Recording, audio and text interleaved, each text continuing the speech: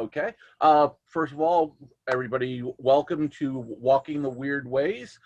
This is kind of a roundabout way of explaining certain aspects of chaos magic to people. Because first thing with chaos magic is the common misperception of, oh, that just means you could do willy-nilly and just add things together and not care about the results. And actually, it's a lot more disciplined than that. And the chaos that's referred to is in relation to authority and what are referred to as control systems. So in chaos magic and with the authors I'll be touching on soon, they all have very distinct ways of looking at what these control forces are and how to, in essence, reprogram yourself to be able to work around those restrictions, because a lot of times these are things that are just so ingrained in us and so natural that we don't think about it. It's the idea of trying to get a fish to explain water. As we're going through this, feel free to chime in with any questions, any sidetrack commentaries, as long as they're at least relevant to whatever we're talking about. So the first person that I want to talk about is these are all authors that in one way or another have influenced the chaos magic movement and have their own personal takes on things. So first of all, we're going to be starting with Robert Anton Wilson. Very quickly, anyone in the group actually familiar either with the name or any of his books? Okay, David, I'm assuming you're probably most familiar with the Illuminatus trilogy, correct? Oh, okay. Oh, I see that you're muted. Okay. So yeah, Robert Anton Wilson's most famous fictional work is a set of books called the Illuminatus trilogy, which him and a friend of his, Robert Shea, wrote in 1971 as a way of both addressing and bringing out to the mainstream lots of different conspiracy theories. It was also a way of bringing greater awareness and attention to the Discordian faith, which Robert Anton Wilson was a member of, and also he is also a pope within the Discordian movement, which in and of itself is actually not that great, because if you are a Discordian, you are then by default a pope within that faith, and you are then encouraged to excommunicate anyone else within the faith that you want to and create schisms that way. But he is also considered a saint within the Discordian movement. But on the nonfiction side of his writings, the first book I want to talk about is a book called Prometheus Rising, which is his doctoral dissertation for his PhD in psychology, that he then took out a lot of the more scholastic parts, a lot of the footnotes and things, to make it more of a popular book as opposed to an academic book. And in that book, he talks about the idea of reality tunnels. Now, reality tunnels are pretty much those things that are ingrained into each individual based on family, based on environment, based on society, based on culture, based on religion. So you have all these things that are part of your world view that you tend to automatically take for granted. Trying to break out of that view tends to be very challenging if you're even aware or think that your reality tunnel would be different than anyone else's. And in Prometheus Rising, he actually offers several different types of exercises to do to help get you in the mindset of realizing, okay, I do have a reality tunnel. I can step out of it, or I can alter it a bit, or I could at least be aware of it. So the first exercise that I want to talk about is commonly referred to as the quarter exercise. So the quarter exercise begins with the idea of visualizing a quarter, or visualizing any type of common coin. And what you're going to do is visualize it in as much detail as possible. Try to hold that image in your mind as long as possible, or be able to bring it up as often as possible, and start physically looking for quarters in your natural environment whenever you're just going for a walk, going to work, being in a shopping center, and just kind of see how long it takes you to find a physical quarter. And then you would kind of keep a log of that, and that would be considered your baseline data. Then you're going to do the same experiment again, but specifically trying to focus on the idea of a hypothesis of what's known as selective attention. The idea that you would, if you're paying attention to something, you're going to see it more often. A great example of selective attention is you buy a Ford, let's say a Ford Focus, just for example, and then all of a sudden you're driving around and you start to notice more and more Ford Focuses on the road. And that's because you've just brought the Ford Focus in. You just bought a Ford Focus, so you're more aware of it, so you're going to see it more often than you would have if you didn't have it. So again, visualizing the quarter, but visualizing, trying to find it using this hypothesis of selective attention. And again, just see how long it takes you to actually find another physical quarter using this technique. And then you're going to pretty much do the same experiment again, but this time trying to really focus, concentrate, and believe, because belief is a very important tool within chaos magic. Not only do you have to believe in something, you also have to be able to believe in different things, and being able to have a honest belief in one thing, be able to put that down and believe something totally different depending on what it is that you're doing at any given time. So you would do the quarter experiment again, this time believing in a more magical or metaphysical approach, kind of the idea that you're willing the quarter into existence.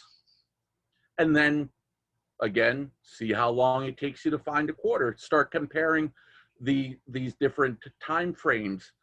Then start creating different types of experiments again, using the same idea. Okay, I'm going to try finding a quarter, but focus on a different type of belief and see how that works. And as you're doing this, do not come to any strong conclusions. Robert Anton Wilson specifically is very big on the idea of not having strong, solid beliefs, being agnostic about everything. So because once you lock yourself into a strong belief, it then becomes that much harder to look at anything that falls outside of that belief.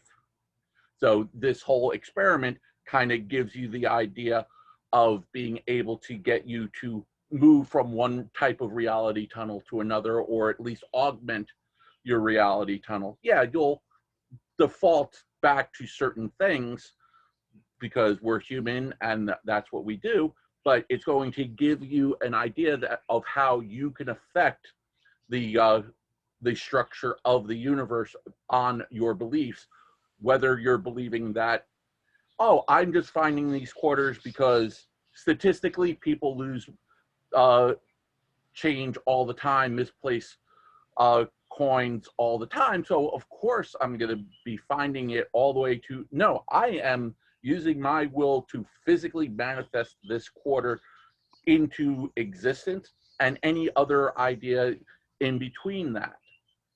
So that's and once you go through this type of experiment, you start to realize that these same types of approaches apply to a lot of other aspects of your life.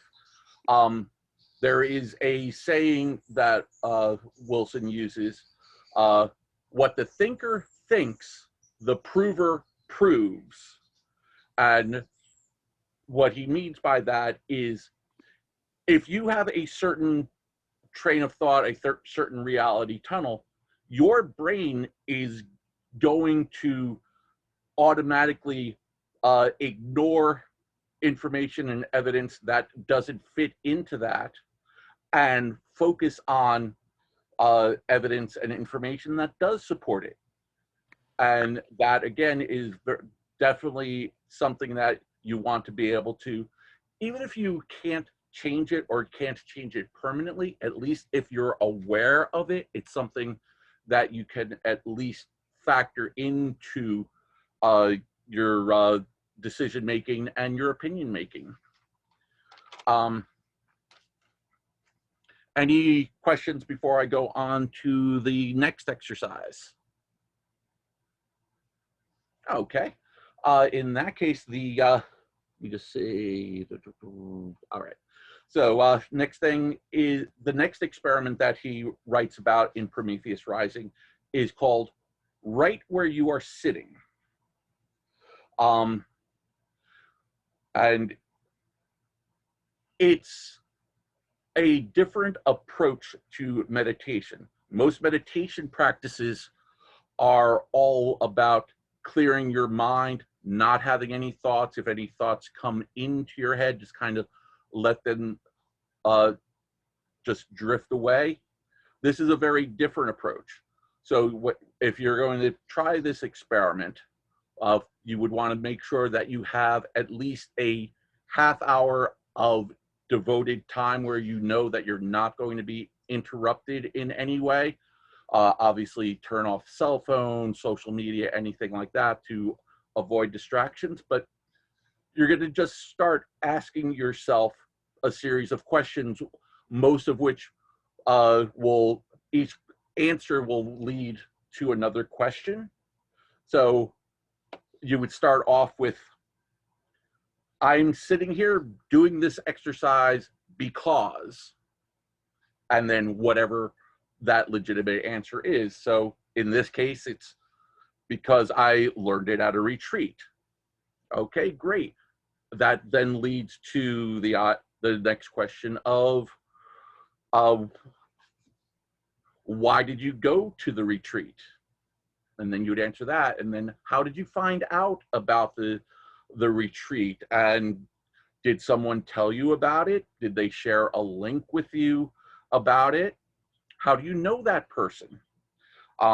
If you just came across the information about the retreat randomly on social media, what were you doing on social media at that time when you stumbled across it?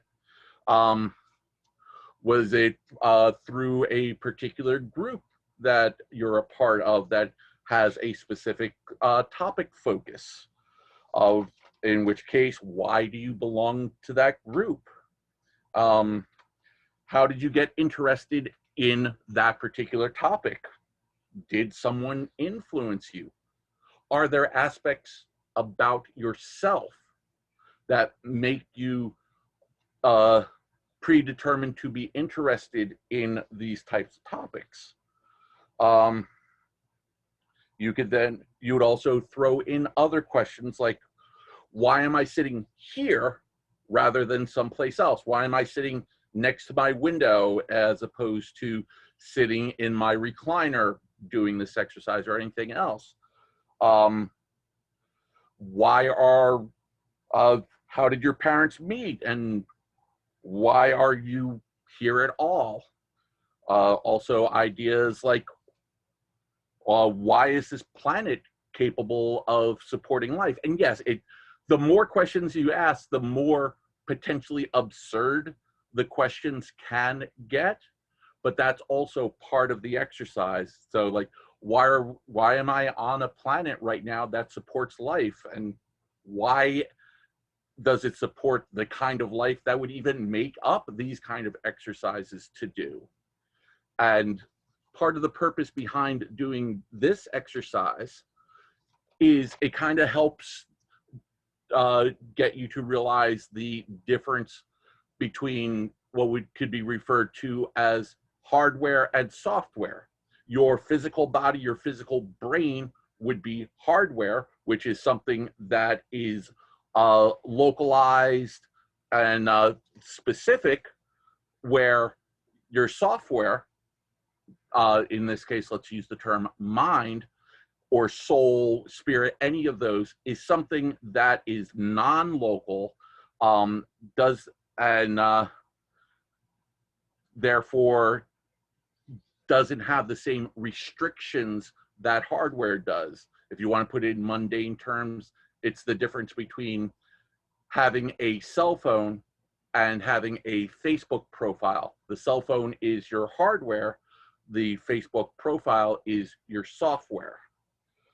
So the hardware can only exist at one physical place at one physical time, but software exists outside of the hardware.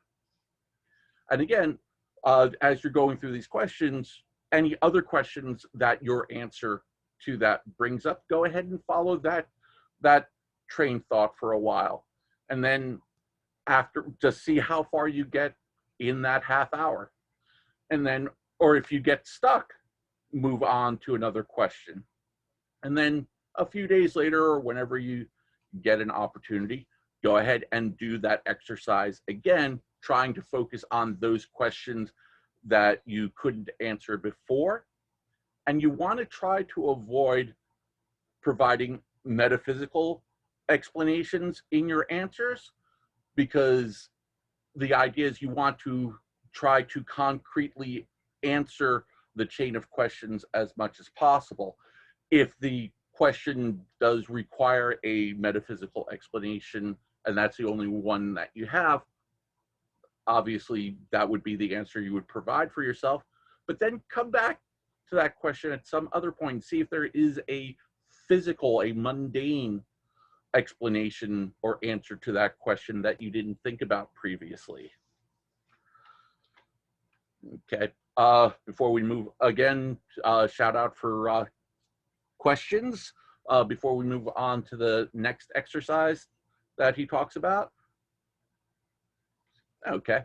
The next exercise is using alternative news sources.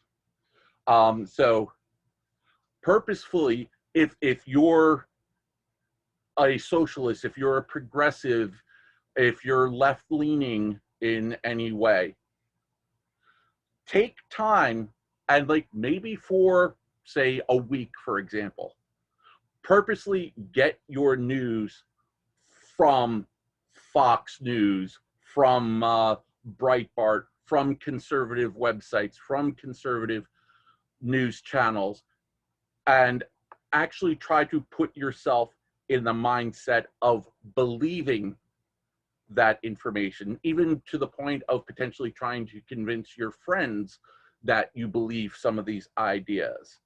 Again, you already have your own natural ingrained reality tunnel that you'll snap back to.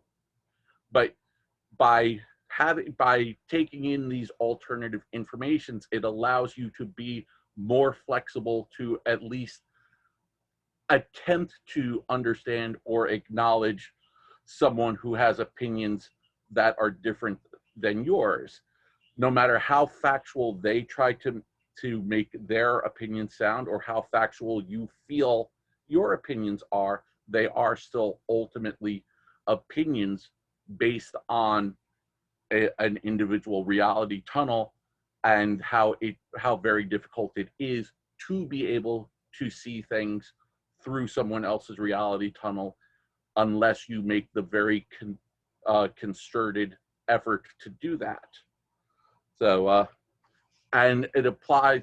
So, however you identify yourself, look for resources, news sources, websites, anything else from groups and individuals that seem diametrically opposed to your position. If you're a very spiritual person, start spending time on skeptic websites to try to understand the skeptic position. And again, also try to adopt those ideas internally, even if just for a short while, to just see how it feels to be a person that actually believes these types of things.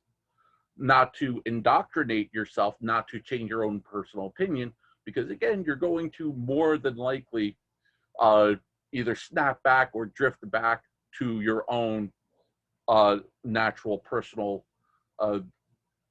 reality tunnel. And so again, it's the idea of wanting to take an active role in what you believe in and why you believe in it. Another element to that I've done previously is when listening to those alternative voices, if they do say something that you disagree with, just as a conversation with yourself, not trying to change anybody's opinion, just try to also have that doesn't make sense because type, and that would be a side exercise that I've done before when doing these alternative information sources exercises. Let's see. Also, with Robert Anton Wilson has done a lot of work with Timothy Leary and what is Timothy Leary's approach to models of consciousness that he refers to as the 8th Circuit model. Not going to get into that now, but it is something that could be interesting for anyone who has familiarity or curiosity about psychology.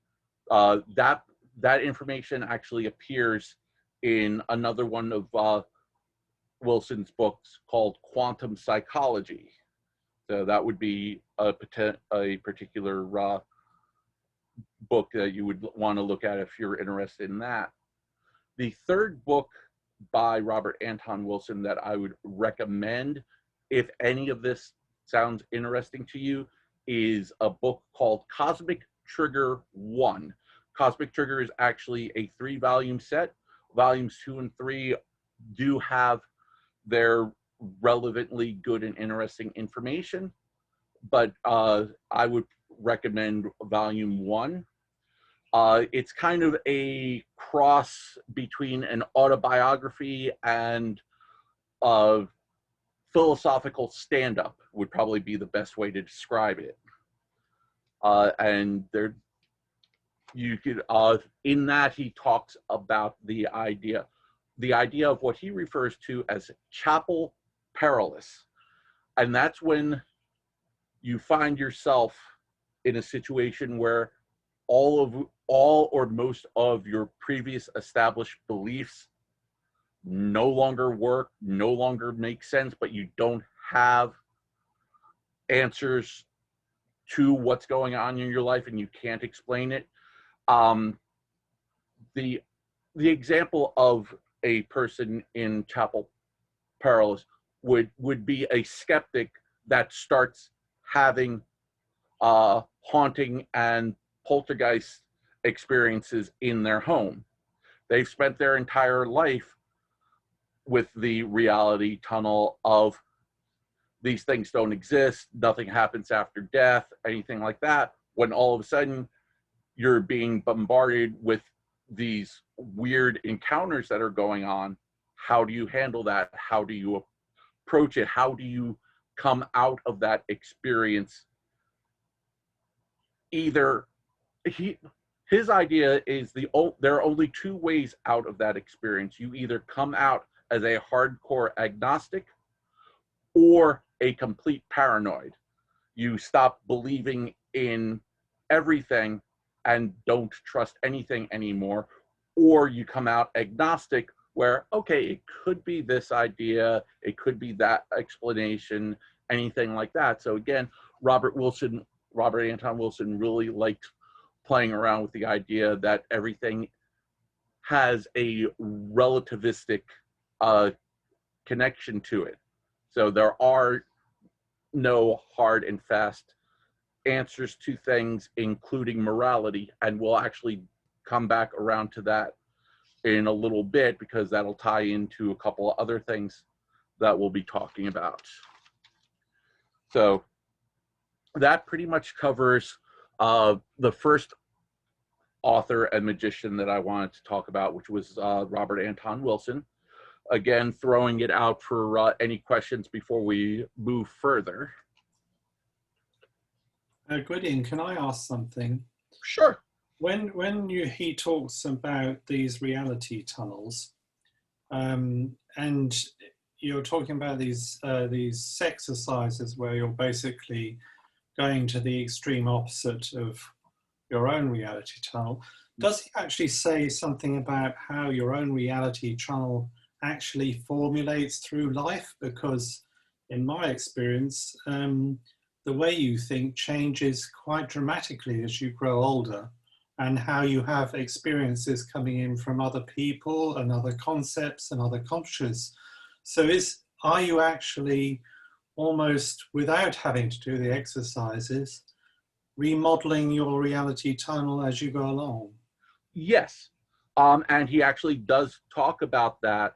I'm for the sake of simplicity, I'm kind of taking it from the perspective of someone who either doesn't change or doesn't realize that their own reality tunnel changes over time.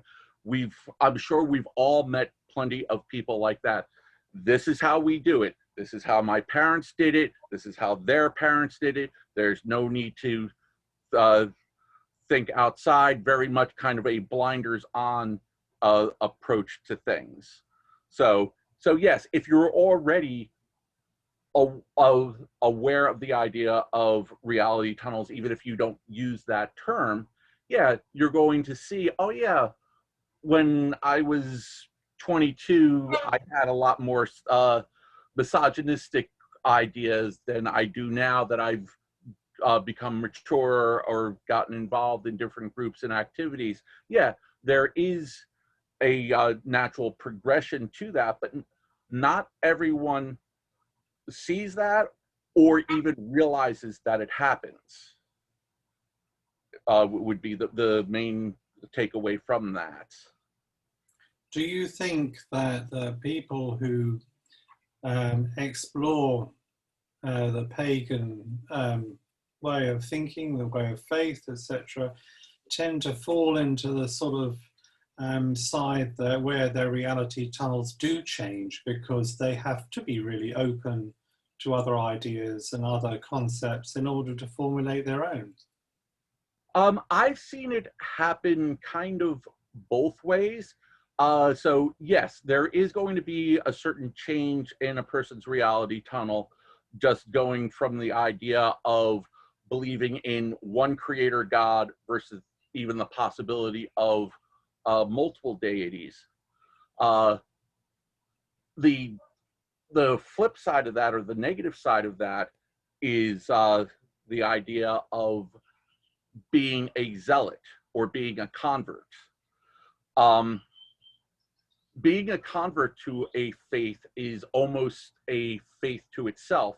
Someone who converts to Christianity probably has more in common with someone who converts to Islam than either of them do to the faith that they're converting to.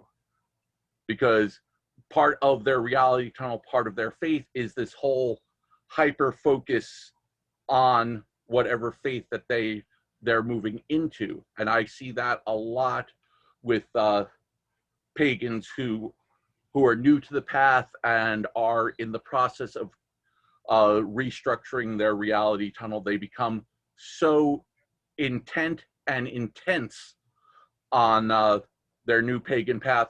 Everything has to apply. Everything in their life now has to connect to this faith. It's like, okay, I'm only listening to pagan music. I only watch shows that positively reflect pagan things and stuff, where as if you can no longer enjoy anything that's outside of that, because this is my new identity and this is what I have to focus on. So yeah, I've seen it happen both ways. That's very interesting. Thank you. I mean, in my case, I went from Christianity to paganism through Unitarianism. There was like sort of, I don't know, it's like a door opening into all things rather than closing into a narrow corridor. But I do understand what you say about conversion, because I've seen it so much in the past and how extreme it can become, whatever it is. But thank you. Okay. All right. Any other questions before we move on? All right. In that case, we're going to be moving on to William S. Burroughs. Again, for those who are on screen, quick show of hands for anyone familiar with any of the writings of William S. Burroughs. Okay. And again, I'm going to assume that the easiest gateway to William S. Burroughs, which is not an easy gateway at all, is Naked Lunch. William S. Burroughs was a self-proclaimed magician, was actually part of the chaos magic movement in the mid-70s, when that term and those concepts started to become codified. And even before then, he would do what he would refer to as magical experiments. Also, so first thing, the first thing with William S. Burroughs is he used to like to teach about a concept called do easy or doing easy. And unlike the Wilson exercises, it's not something that actually has a structure to it. It's more about the idea of trying to figure out the simplest way of doing any activity. How can you do it in the least amount of steps, in the most effective way possible? And doing that as a kind of mental exercise forces you to concentrate on what you're doing at the time. I'm not well versed in Zen, but I've heard it referred to as a very Zen-like practice, where whether it's mundane things like just washing your dishes, if you're really paying attention and trying to figure out, okay, how's the simplest way? How can I do this with as few steps and as few problems as I could create causes you to really pay attention to what you are doing. So that by itself is almost a way of rewiring or reprogramming your brain, because you're forcing yourself not to just be on autopilot, not to just do things because this was how you were shown to do it. You're actually taking that active approach to doing things. Burroughs, besides Naked Lunch, the other thing that he is probably most famous for is something called the cut-up method. And this is something that he worked with a friend of his, an artist named Brian Geisen. And it works on a couple of different levels. First of all, it's a great exercise for creativity if you're a writer. And it's, just as the name implies, it is literally taking a physical piece of text, cutting it up, and then rearranging it, and then seeing what information comes out of that rearrangement of pages and words and phrases. There are earlier versions of this same technique going back to the 1920s and the Dadaist and Surrealist art movements at that time. So this is not an original idea by Burroughs and Geisen in any way. This is, but just like anyone who finds an idea and you play with it, you end up tweaking it to suit your purposes and potentially adding a little bit more to it. And where he adds to it is that he really felt that the cut-up technique had a certain divinatory aspect to it, especially it, and he would use that specifically for news articles. Political speeches were another thing that he would love to cut up and rearrange and see what other potential meanings or hidden meanings might be in that. Burroughs definitely had a theory that words were a type of virus. And well, actually, all three authors that we're talking about kind of have the same idea that language in general, the English language specifically, has a lot of flaws in it that are, depending on your reality tunnel, either they are intentionally there as a form of control, or those who want to control people see these loopholes, see these aspects to language, and use those as a way of controlling people. And we'll be getting into that in a little bit. But Burroughs definitely felt that using the cut-up technique was a way of destabilizing language and, for lack of a better phrase, kind of seeing almost a source code to reality. The way he describes it, and this is just one way of approaching the cut-up technique.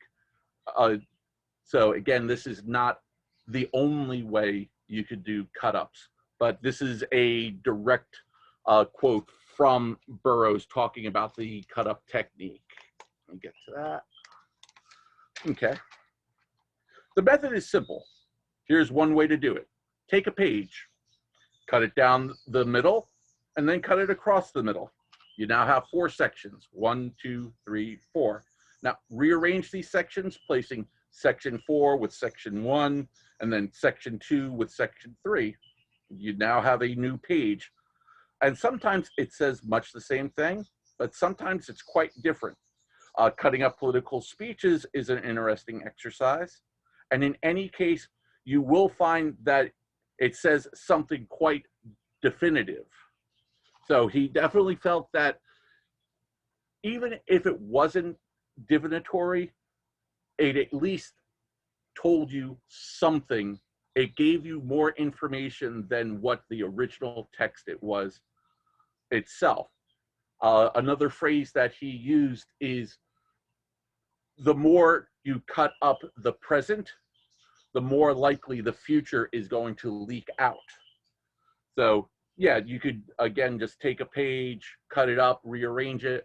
Other things that he would do is just type out pages from the Bible, from poems that he liked, from authors that he liked.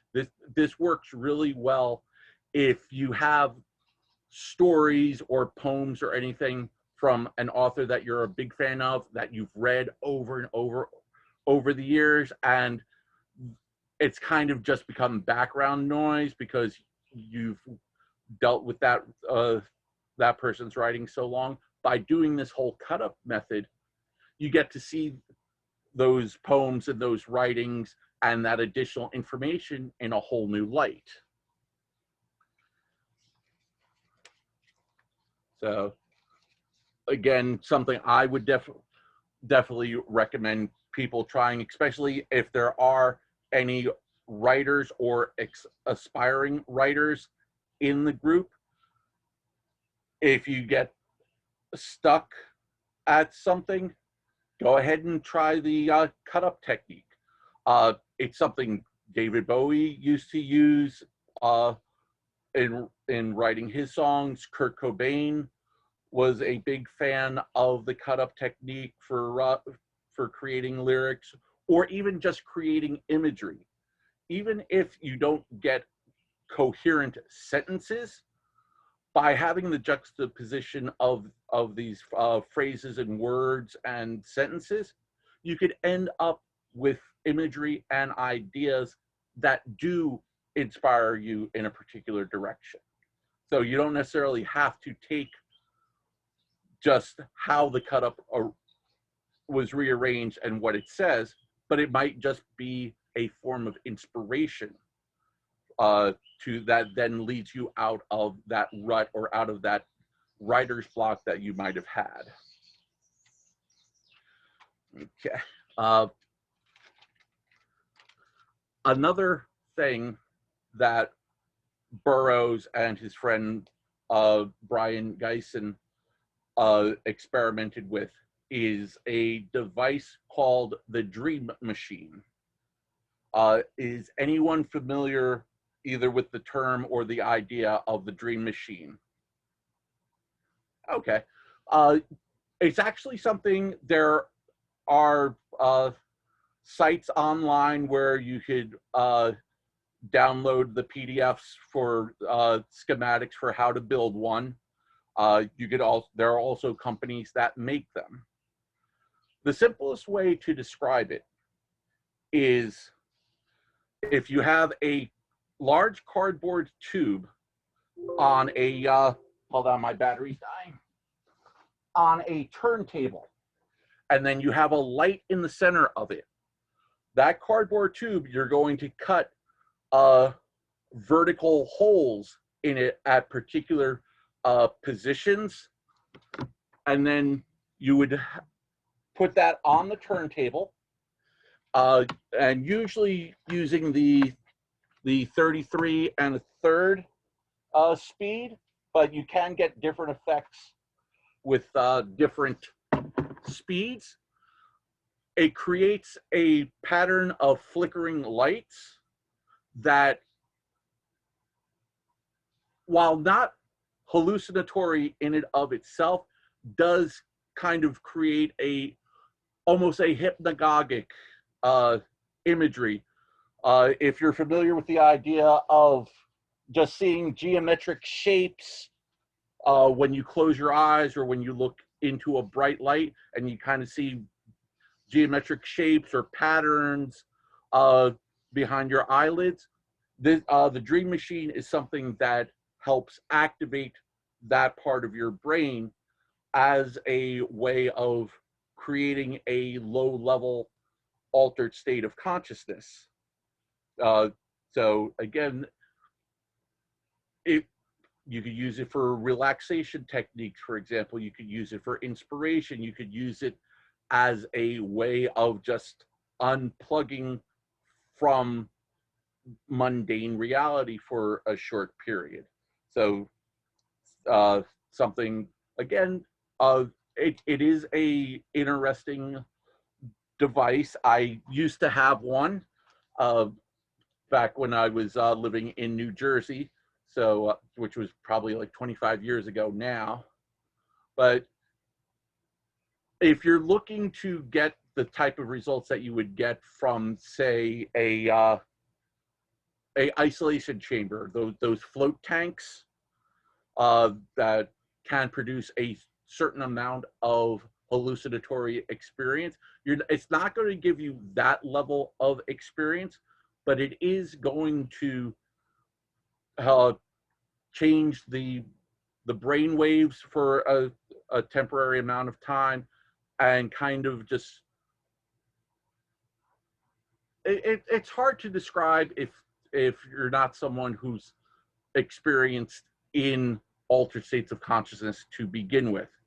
But if you are at least passively interested and want to experiment with something that's not going to have the potential consequences of other consciousness altering applications, this is something for you to try.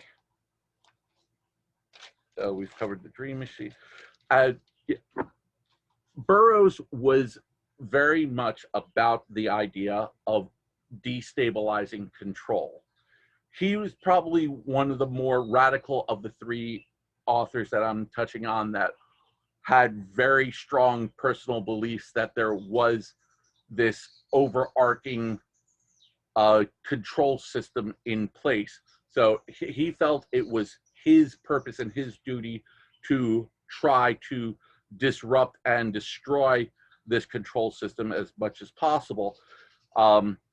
Pretty much he believed that reality itself was a form of control, and therefore anything you could do to get out of, I guess the term we would use nowadays, consensus reality. He was very much against that idea. So that covers that. Before moving on, again, throwing this out and open for any questions. Sensory deprivations, Tank. Yes, that was the term I was looking for. Dance on her. Okay, I don't see the full chat, but I do see someone made a reference to Laurie Anderson, who I do believe, I do believe that she was a friend and protege of Burroughs, along with Patti Smith would be another one. There was a point in his life in the early 90s that he was definitely being embraced and sought out by the younger generation of artists that consider themselves part of the counterculture. And at the time, they would collectively tend to refer to him as the priest. So he definitely had a strong influence on those whose influence we feel now. If you ask people nowadays, not a lot of people might necessarily know about William Burroughs himself, but they know a lot about people that he influenced, who then influenced them. All right. The third author that I want to talk about is Philip K. Dick. Again, anyone familiar with Philip K. Dick? Okay. He is the most traditional, for lack of a better phrase, authors in regards to the three that we're covering. And each of these authors either were aware of, or were friends of, or were inspired by some combination of one or two of the others. For example, Robert Anton Wilson dedicated one of his books to William S. Burroughs. Philip K. Dick and Robert Anton Wilson had met and conversed several times through their connections in the science fiction writing community. Dick would not consider himself a magician, but he did consider himself Gnostic in his personal religious beliefs. And just like we talked about how Burroughs had a very personal and specific opinion about control organisms and societal control, Philip K. Dick also had that. Backtracking just a little bit, I mentioned earlier that William S. Burroughs, his most famous book is Naked Lunch. That would definitely be one of the books I would recommend. It is definitely a challenging book to read. It is considered pretty much in the literary canon, it is considered part of the holy trilogy of the Beat movement or the Beat generation. So the three books that, if you're interested in that period of history and that period of literature, would be On the Road by Jack Kerouac, the poem Howl by Allen Ginsberg, and then Naked Lunch by William S. Burroughs. Another book by Burroughs that I would recommend is a book called The Job, and that is a collection of interviews with Burroughs, where you get a very clear idea of what his personal beliefs and what his personal opinions were on things. So moving back to Philip K. Dick, for anyone who does know him, you probably most know him for a book called The Man in the High Tower. John and David, I noticed your hands up before. Is that correct? Is that probably your first exposure to Philip K. Dick, Man in the High Tower? And one interesting feature about Man in the High Tower is, while he was writing it, first of all, it is a science fiction story. It is a alternate history story for those who are not familiar with the book. And it comes at it from the premise of, what if America lost World War II? And in this reality, the book takes place in the early 1960s. So it's about 20 years after the end of World War II. Nazi Germany has pretty much taken over the United States from the East Coast to the Mississippi River. Japan has claimed territories from the West Coast going to the Rockies. And then in that middle area are the free states of America, which are kind of ignored by both occupying armies because they're no longer a threat. So that's the premise of the story. And also within that, there is a fictional book that comes from the premise of, what if America did win World War II? And he has a completely additional alternative history within that fake book, within the fictional book of Man in the High Tower. And one technique that he used to do whenever he was stuck or out of ideas or just having writer's block, he would actually use the I Ching, a Chinese divinatory practice, to get inspiration to then figure out where to progress the story to. The I Ching is considered probably one of the oldest physically written books in history. It potentially predates the Epic of Gilgamesh, but there is a lot of scholarly debate in that timeline, which was written first and when it was written, and what do you consider something being written and being codified.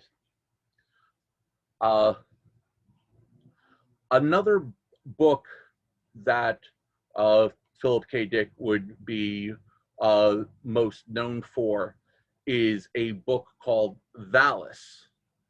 And Valis is a fictionalized version of experiences that he had. Before I get into that, for anyone who's still not familiar with any of the books that I've mentioned in regards to Philip K. Dick, you're probably very familiar with movies that have been based on his writings. So if you're familiar with Blade Runner, that is loosely based off a book, Do Androids Dream of Electric Sheep? If you're familiar with either version of the movie Total Recall, that is from a short story of his, We Could Remember It For You Wholesale.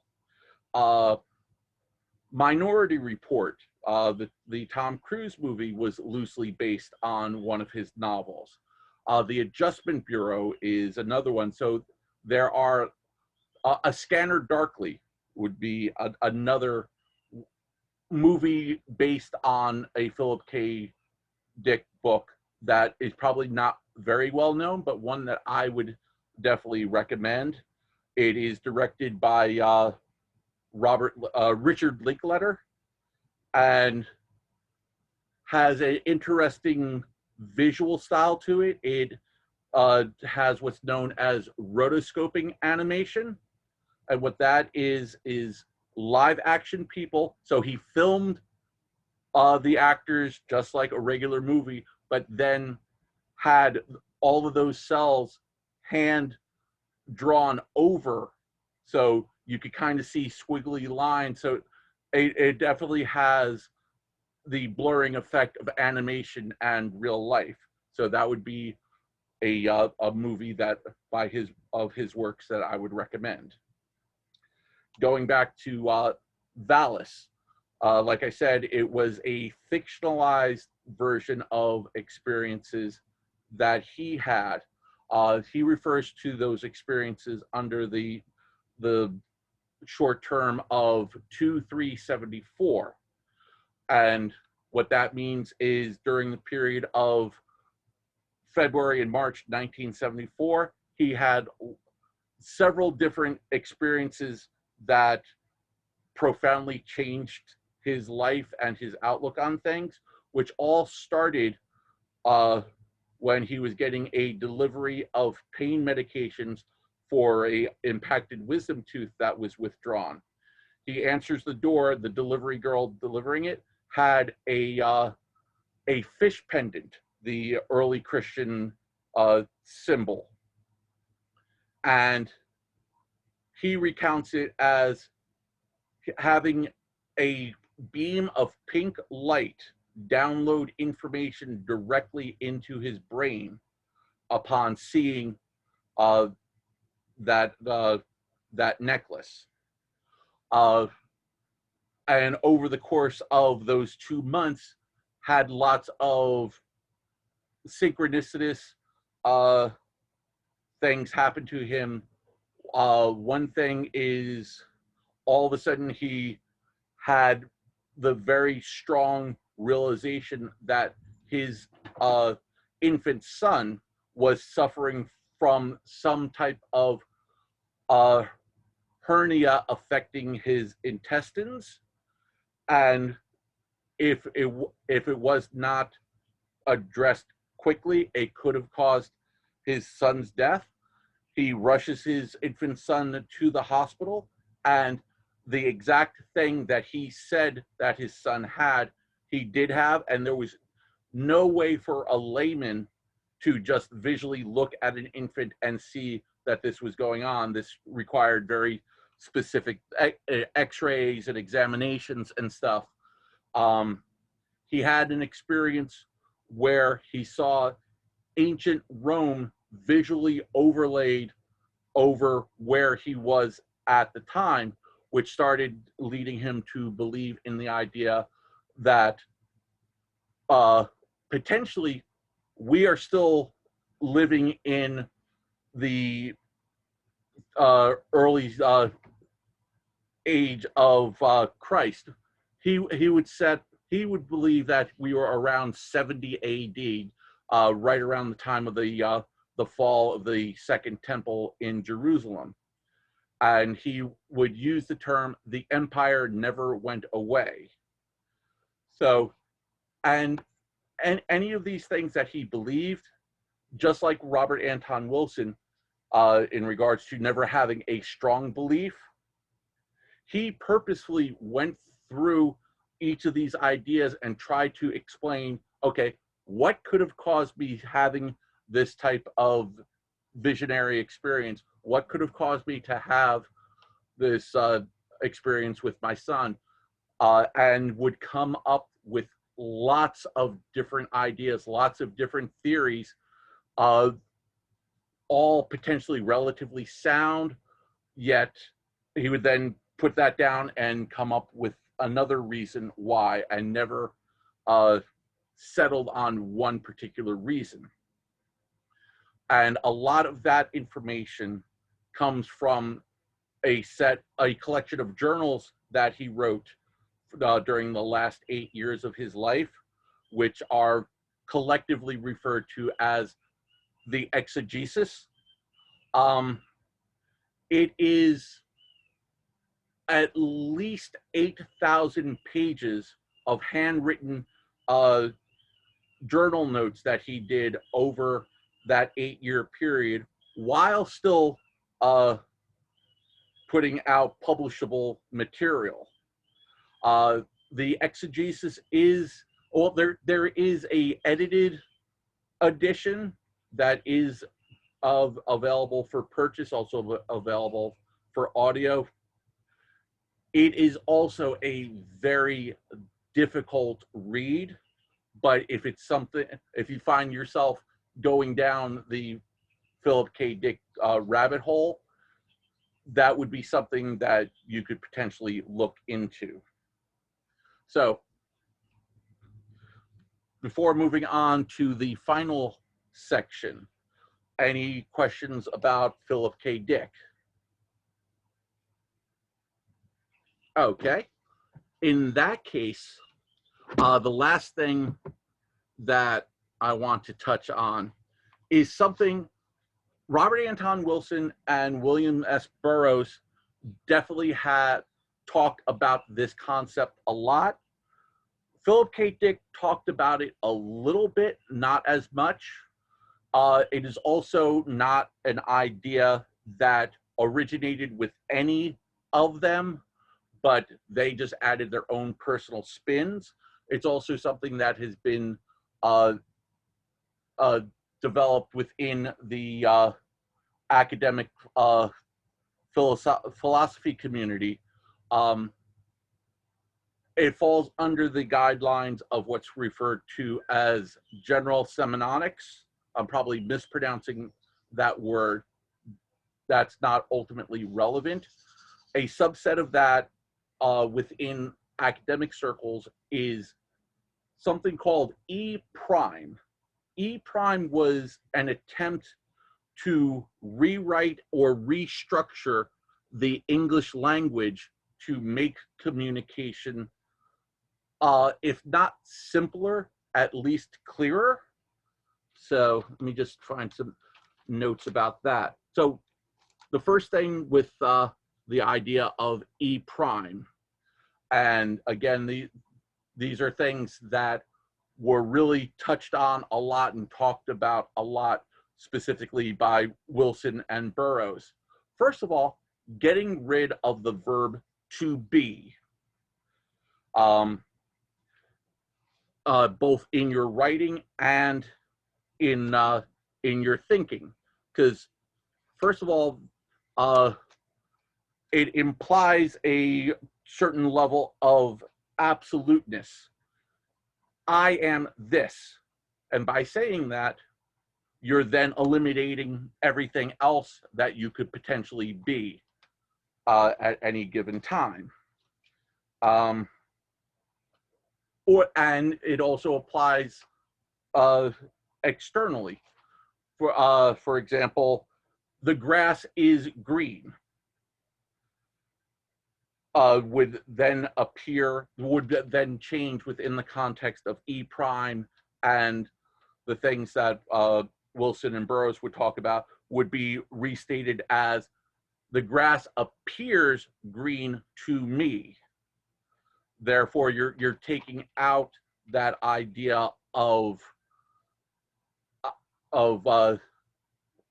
something being just one thing and one thing only. You're acknowledging, from my experience, from what I'm seeing, it appears green.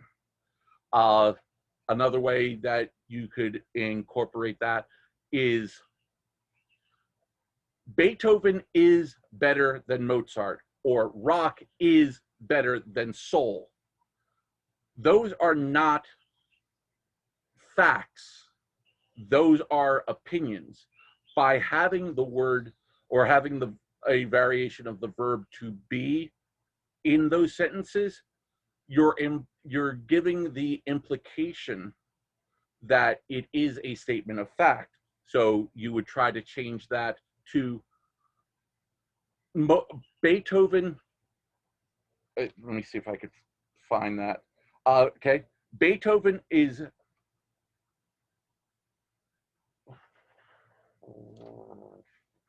just finding the notes for that. Beethoven seems better to me than Mozart most of the time. So you're acknowledging both that it's an opinion of taste. Beethoven seems better, and you're also acknowledging it within a context of time. Most of the time, Beethoven seems better to me than Mozart most of the time. Therefore, you're able to differentiate fact from opinion. Let's see. Just trying to jump ahead because I do see that we're starting to come close to our end. Also, in regards to eliminating the verb to versions of the verb to be from both your writing and, more importantly, from your thinking, it has a potentially positive mental health perspective to it. Because I'm sure we've all had times where we've uttered a variation of the blanket statement, life is just a galactic shit show. We've had so much stuff going on in our lives that we just throw up our hands and make this broad blanket statement, where if you start conditioning your mind to think and talk in the idea of life seems like a galactic shit show to me right now, again, you're differentiating opinion, or rather implied fact. Life is a shit show. By saying it that way, you're implying that it is a statement of irrevocable fact, where by eliminating that, it forces you to make the realization that, no, this is an opinion that I have in this moment, and this moment will change. Therefore, my opinion will more than likely change. The next thing that they advocated eliminating is the word the. By putting the word the before something, whether you're talking about the universe, the president, the whatever, you're implying that there is only one and therefore no room for any other. If you say this is how the universe is, does not give you the mental bandwidth potentially to explore the idea that there might be other universes. So by eliminating the concept of the and replacing it with a, it forces you to look at your world differently, going back to Wilson, forcing you to restructure your reality tunnel a bit. Also, they talked about the idea of eliminating either or, both ideas, and whenever possible, replacing it with and, being able to create both a verbal and an internally visual juxtaposition of two things. Because Burroughs specifically was very much against what he felt was the Aristotelian control mechanism of language, of making things either this or that, kind of the whole binary approach to looking at reality. So by having either or, by eliminating either or and replacing and, it gives you the mental flexibility to be able to say, okay, yes, something can be this way, and at other times can be a different way. Okay, let's see. I'm just looking at, we're all, okay, yeah, I do see a little bit in the chat, the comments in regards to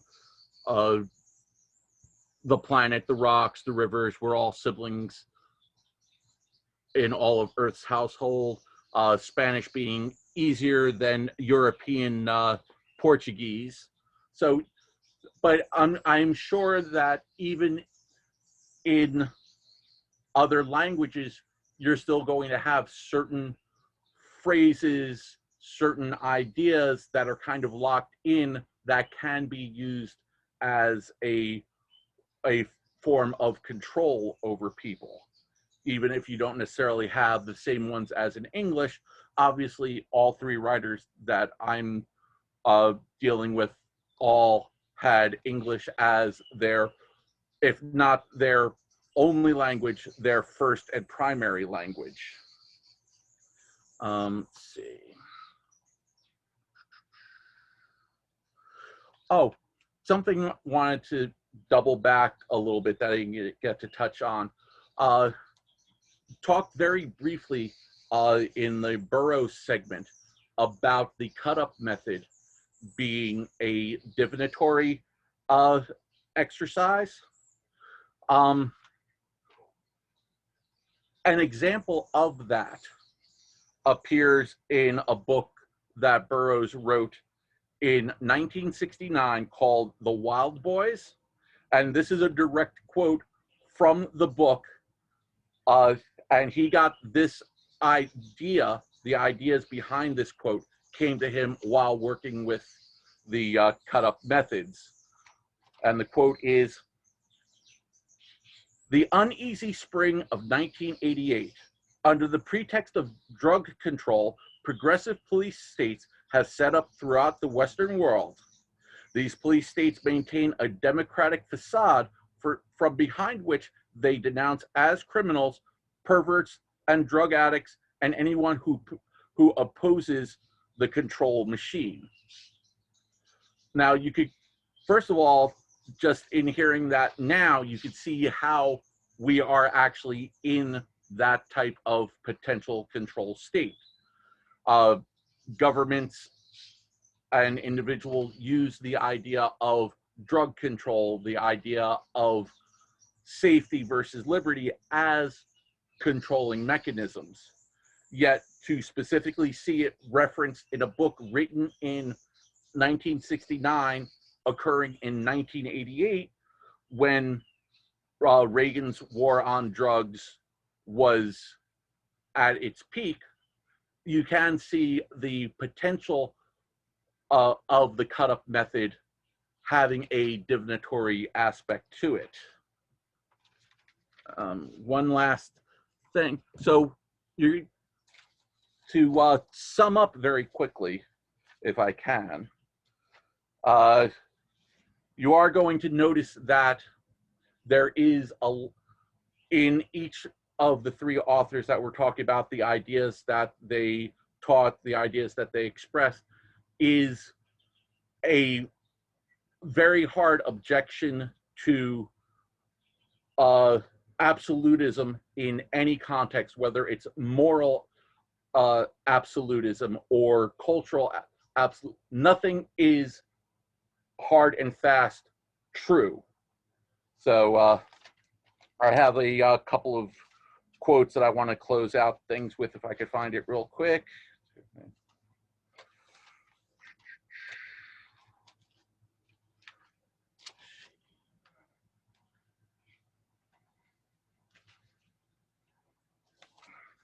I apologize for the delay.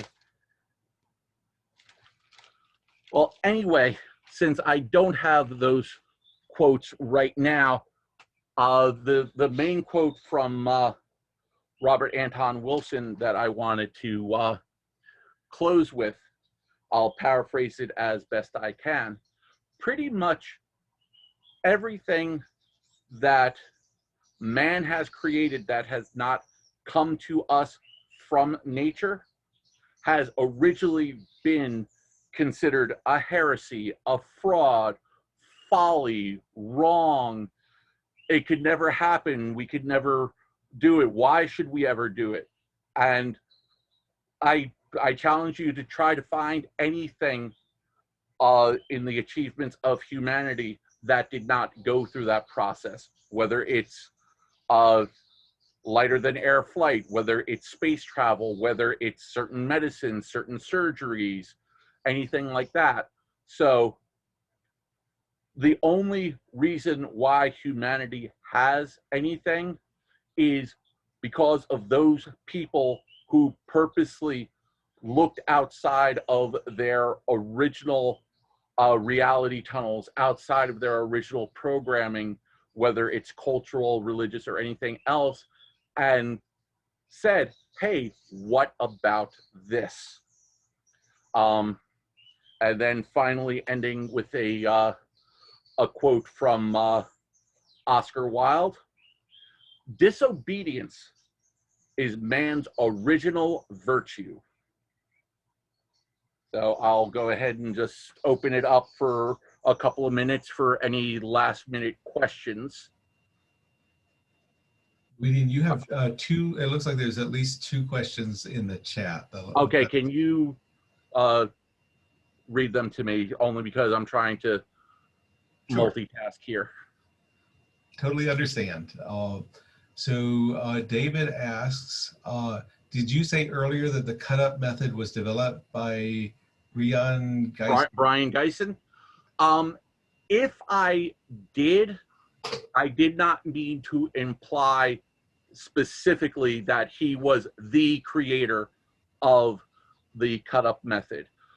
Him and Burroughs, in their experiments, did take a style of cut-up technique that was already in existence and just applied a more magical approach to it. The earliest